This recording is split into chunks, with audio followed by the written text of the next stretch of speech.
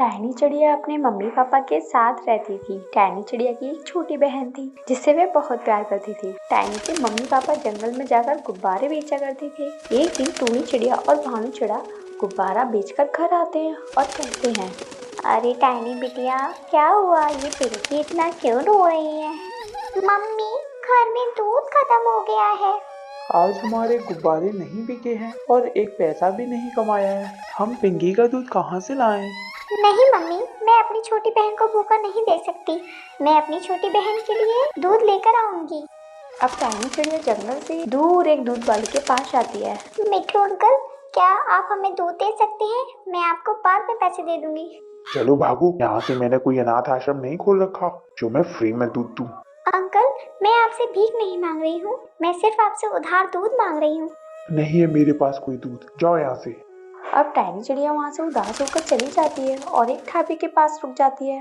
कबूतर अंकल, मुझे कुछ पैसे चाहिए, बदले में मैं आपके बर्तन साफ कर दूंगी। कबूतर को भी बर्तन साफ करने के लिए कोई चाहिए था। अच्छा ठीक है, लेकिन बदले में मैं तुम्हें 50 रुपए दूंगा।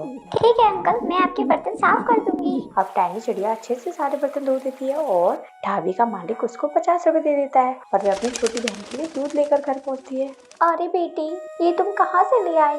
वे टैनी सारी बातें टूनी चिड़िया और भानु चिड़ा को बताती है। ये बात सुनकर उन दोनों की आंखों में आंसू आ जाते हैं। अब टैनी चिड़िया रोज जाकर उस ढाबे में बर्तन धोने जाती थी और अपनी छोटी बहन के लिए दूध लेकर आती थी।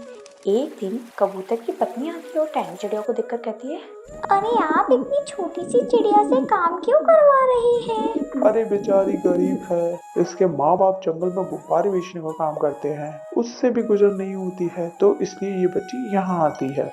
कबूतर जी, भगवान ने हमें इतना कुछ दिया है, अगर हम बिना किसी मजबूरी का फायदा उठाए बगैर हम उसको कुछ दे दें तो उसका बहुत भला होगा।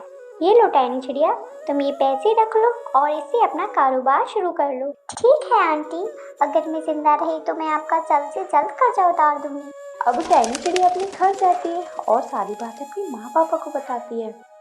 बेटा, लेकिन हम करेंगे क्या? पापा आप फिक्र मत करिए, मिट्ठू अंकल पानी वाला दूध बेचते ना, हम बिना पानी का दूध बेचेंगे। अब वे तीनों दूध की दुकान खोल लेते हैं। कुछ दिनों बाद उनकी दुकान पर काफी रश होने लगता है और मिट्ठू की दुकान बंद हो जाती है क्योंकि वे पानी वाला दूध बेचा करता था।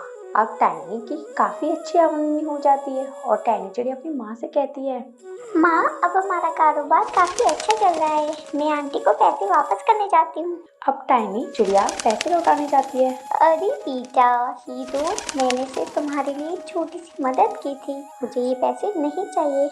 नहीं आंटी, अगर आप नहीं होती तो आज हम कुछ नहीं कर पाते। आपकी वजह से हमने आज इतनी कामयाबी पाली है, आपका बहुत बहुत शुक्रिया। इससे हमें ये सीख मिलती है कि हमें हर गरीब की मदद करनी चाहिए और ये अपना काम ईमानदारी से करना चाहिए।